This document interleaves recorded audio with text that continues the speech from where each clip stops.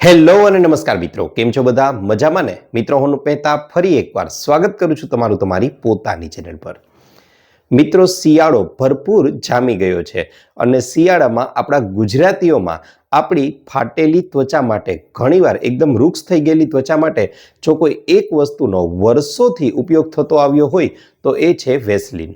જી હા મિત્રો, આ વેસલીન છે તેને આપણે મોટા ભાગના લોકો છે તે મોઇશ્ચરાઇઝર તરીકે ઉપયોગ કરે છે. પરંતુ કદાચ તમને લોકોને જાણીને નવાઈ લાગશે કે વેસલીન છે તે ખરેખરમાં મોઇશ્ચરાઇઝર નથી, તે હકીકતમાં તો એક પ્રકારની પેટ્રોલિયમ જેલી છે.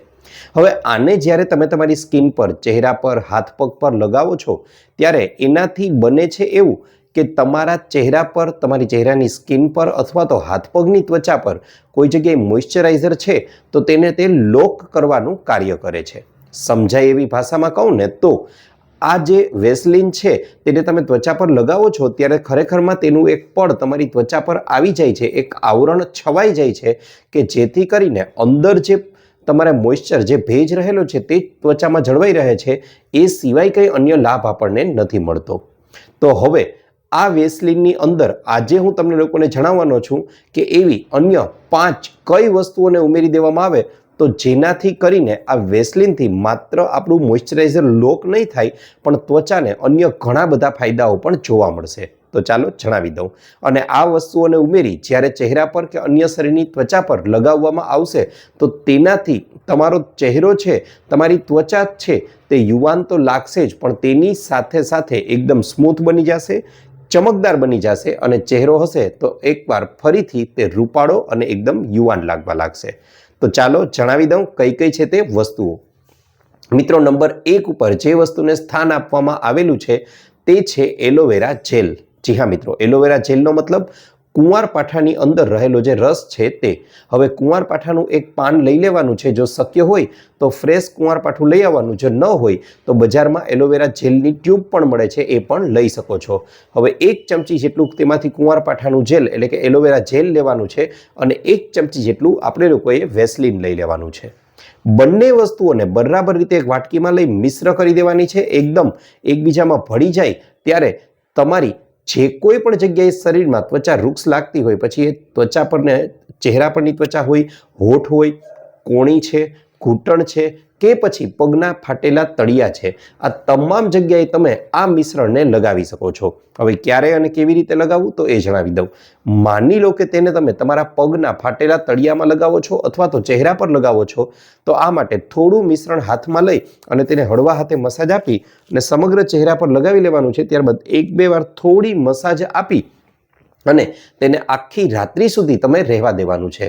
વહેલી સવારે ઉઠી અને સામાન્ય પાણી વડે તમારો ચહેરો ધોઈ લેવાનો છે. મિત્રો, માત્ર એક જ વારના પ્રયોગથી તમને જબરજસ્ત ફેરફારો જોવા મળશે. કારણ કે અહીં વેસલીન છે તે તમારા મોઇશ્ચરાઇઝરને લોક કરશે અને એલોવેરા જેલ છે તે તમારી ત્વચાની અંદર સુધી જઈ અને તેને પોષણ આપવાનું કાર્ય કરે છે. સાથે સાથે ત્વચાની ગંદકીને પણ ખૂબ જ સરળતાથી દૂર કરવાનું અને ચહેરાને એકદમ સાફ કરી દેવાનું કાર્ય કરે છે. ત્યારબાદ મિત્રો, બીજી વસ્તુ કે જેને વેસલીનમાં ઉમેરી અને ચહેરા પર લગાવી શકાય તેનું નામ છે હળદર. જી હા મિત્રો, 1 ચમચી જેટલું વેસલીન લેવાનું છે અને તેમાં 5 ચમચી જેટલું હળદર એટલે અડધાની પણ અડધી ચમચી જેટલી હળદર ઉમેરી દેવાની છે. હવે આ બંને વસ્તુઓને પણ બરાબર રીતે મિશ્ર કરી અને તમે જો ચહેરા પર લગાવશો અને ત્યારબાદ લાંબો સમય સુધી નથી રાખવાનું, માત્ર અડધો કલાક રાખી અને ત્યારબાદ સામાન્ય પાણી વડે ચહેરો છે તેને ધોઈ લેવાનો છે. આ પ્રયોગ કરશો તો તેનાથી પણ તમારા ચહેરાની ગંદકી તો દૂર થશે જ, આ ઉપરાંત તમારા ચહેરાના જે છિદ્રો છે તેમાં રહેલા જે કણો, ધૂળના કણો તેમાં ચાલ્યા ગયા છે, વયા ગયા છે, તેને આપણે સરળતાથી દૂર કરી શકીએ છીએ. ચહેરા પર હળવી હળવી ચમક આવી જશે. ચહેરા પર પડી ગયેલી કરચલીઓ છે તેને પણ તે દૂર કરવામાં ખૂબ જ મહત્વનો અને અક્ષીર ભાગ ભજવે છે. ત્યાર પછી મિત્રો વાત કરવા જાઉં તો ખૂબ જ અગત્યનું, જે મોટી ઉંમરના લોકો છે તેમણે આ પ્રયોગ ચોક્કસથી કરવો જ જોઈએ તો એ છે વિટામિન E કેપ્સ્યુલ. જી હા મિત્રો, બજારમાં કે મેડિકલ સ્ટોર પર 1 કે 2 રૂપિયામાં વિટામિન E 1 કે 2 કેપ્સ્યુલ મળી આવે છે. આ વિટામિન ઈની એક કેપ્સ્યુલ લઈ અને તેને 1 ચમચી જેટલા વેસલીનની અંદર ઉમેરી દેવાનું છે અને બરાબર રીતે તેને મિશ્ર કરી અને ચહેરા પર લગાવી હળવા હાથે આપણે લોકોએ મસાજ આપવાની છે. બસ રાત્રે લગાવી લો અને ત્યારબાદ વહેલી સવારે ઉઠી અને પાણી વડે ધોઈ લો.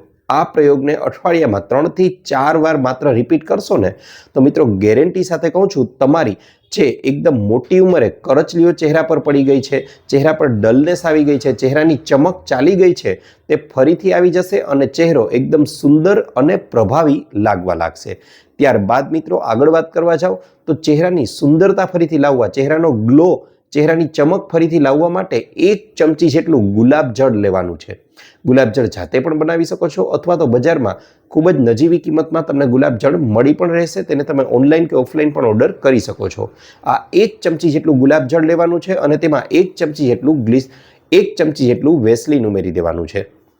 બંને વસ્તુઓને બરાબર રીતે મિશ્ર કરી અને સમગ્ર ચહેરા પર હળવા હાથે લગાવી અને હળવા હાથે આપણે લોકોએ મસાજ અહીં આપી દેવાની છે.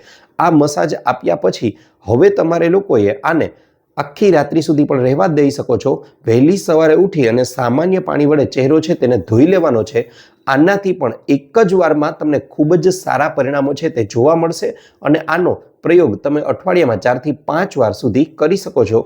ખૂબ જ સારા એવા પરિણામો તમને જોવા મળશે.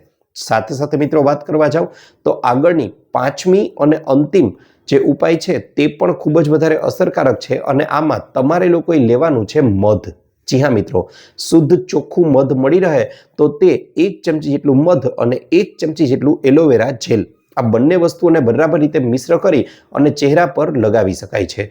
મિત્રો આ મિશ્રણ એટલા માટે કારણ કે મધ છે તે આપણા ચહેરાનો ભેજ છે તેને ચહેરા પર જ જાળવી રાખે છે. સાથે સાથે ચહેરા પર જે કાળા ડાઘ પડી ગયા છે તો તેને દૂર કરવામાં પણ તે મહત્વનો ભાગ ભજવે છે. સાથે સાથે ચહેરાની ચમક જે ખોવાઈ ગઈ છે તેને પણ લાવવામાં તે અગત્યનો અને મહત્વનો ભાગ ભજવે છે અને ચહેરાને પોષણથી ભરપૂર કરી દે છે. એટલા માટે આ બંને વસ્તુઓને પણ તમે લગાવી શકો છો. મિશ્રણ બરાબર રીતે કરી અને તેને રાત્રિના સમયે ચહેરા પર લગાવવાનું છે અને તેને આખી રાત્રિ નથી રહેવા દેવાનું, માત્ર 30 થી 45 મિનિટ સુધી રહેવા દો.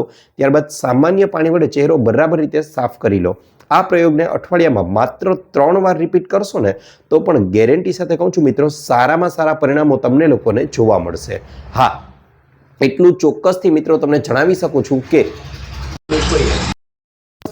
તમારા ચહેરા પર જ્યારે આ પ્રયોગો કરો છો ત્યારે એવી પણ અમુક ત્વચા હોય છે કે તેમણે વેસલીનનો ઉપયોગ ચહેરા પર ન કરવો જોઈએ.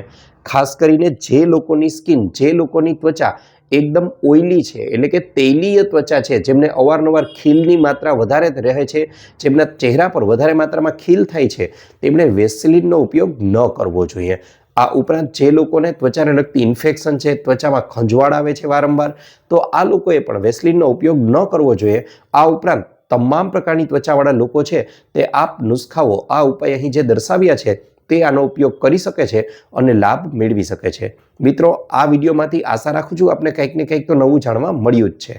કોમેન્ટમાં એ પણ જણાવજો કે આ 5 ઉપાયો પૈકી તમે કયો ઉપાય આજે અજમાવવાનો છો. સાથે સાથે જો વિડીયો ગમ્યો હોય તો આપજો એક નાનકડું લાઈક અને ચેનલને કરી લેજો સબસ્ક્રાઈબ. ઉપરાંત આપને પણ કોઈ હેલ્થ કે બ્યુટી સંબંધિત સમસ્યા હોય તો એ પણ જણાવજો. અમે તેને અનુરૂપ પણ નવા વિડીયો લાવવાનો પૂરતો પ્રયાસ કરીશું. આપનો ખૂબ ખૂબ આભાર.